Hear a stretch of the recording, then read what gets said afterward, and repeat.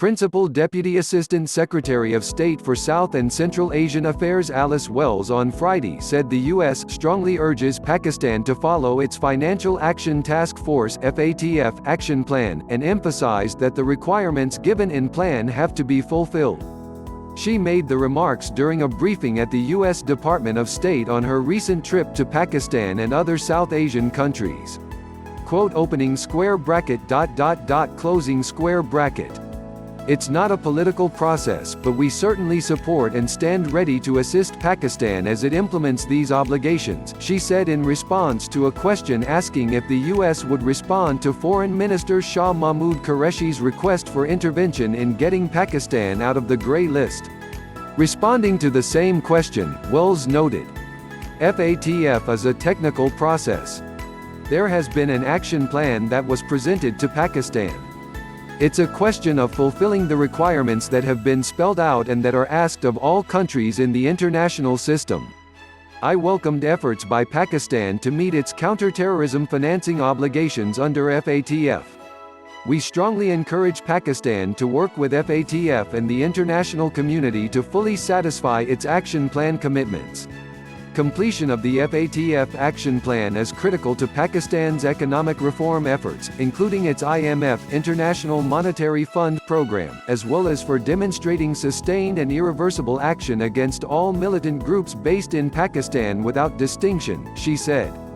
Asked if Pakistan's IMF funding could get affected if it did not comply with FATF regulations, Ambassador Wells responded saying if Pakistan did not meet its FATF obligations or if it is blacklisted, that would be devastating for Pakistan's economic reform program and for its ability to attract investors.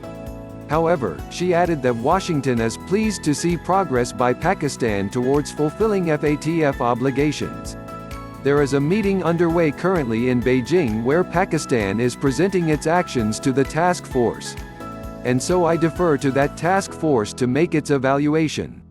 But the more evidence there is of Pakistan's seriousness in both documenting its economy and in shrinking the space for militants to be able to take advantage of Pakistan's either banking system or territory, the more confidence the international community and business community will have in working with Pakistan, she said. Obvious progress in relations. While reading out a statement at the U.S. Department of State about her recent trip to Islamabad, Ambassador Wells said, "We've seen obvious progress in our relations with Pakistan, from the high-level engagement such as the President's warm and constructive meeting with Prime Minister Khan at Davos to the restoration of the international military education and training programs. U.S. seeking opportunities for investment in Pakistan." Wells, when asked what she had to say about Pakistan and China's negative reaction to her critical comments on CPEC, clarified that it is Pakistan's sovereign right to decide what investment it seeks and on what terms. She said that the U.S., as a friend of Pakistan, wanted to advise Islamabad to take on investment projects that create wealth, generate employment and are sustainable and generate the greatest economic prosperity. She went as far as to offer that we have great options for the Pakistan market. She was referencing a comment she had made shortly before, in which she revealed that American energy firms and manufacturers are interested in the Pakistani market. You have ExxonMobil, Accelerate, Cargill, Honeywell, all pursuing major new investments. You have Uber creating 80,000 jobs for Pakistani youth, she noted. The argument that I was making in Pakistan is that there are opportunities and should be opportunities for American investment, she said. Afghan reconciliation. On the topic of Afghanistan, Wells said, "We appreciate the steps Pakistan has taken to advance the Afghan peace process, and Pakistan has important leverage to promote lasting security and stability in Afghanistan." When asked what the current status of the Afghan peace deal is, Wells said all she can say is that Ambassador Zalmay Khalilzad and his team are in Doha, encouraging the Taliban to make a commitment to a reduction in violence that would allow Afghans to sit at a negotiation table. And so that process continues. To a follow-up question asking if she could confirm reports of more violence in Afghanistan, she acknowledged the reports and said, "It obviously underscores why there needs to be a peace process and why the Afghan people seek peace."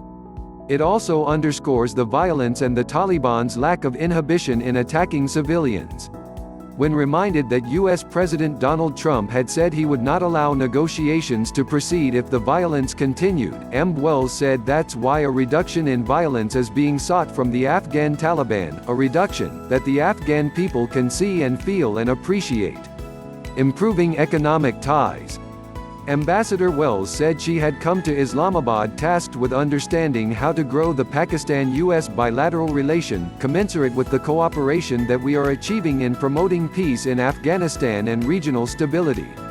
She said she had extensive conversations with government, military, civil society, and business leaders to bolster economic ties where the U.S. is Pakistan's largest export market, largest trade partner, and historically one of its most significant investors.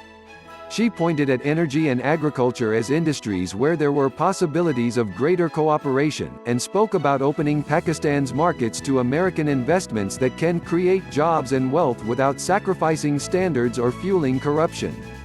We're looking forward to welcoming 10 Pakistani buyer delegations to the U.S. and 5 regional trade shows in 2020, which will build deeper relationships between U.S. and Pakistani firms, she revealed. Prime Minister Khan's economic reform efforts contributed to the World Bank identifying it as one of the top 10 reformers globally in 2019, she noted. Please subscribe our YouTube channel Listen News here. If you like the video, please like, comment and share the video.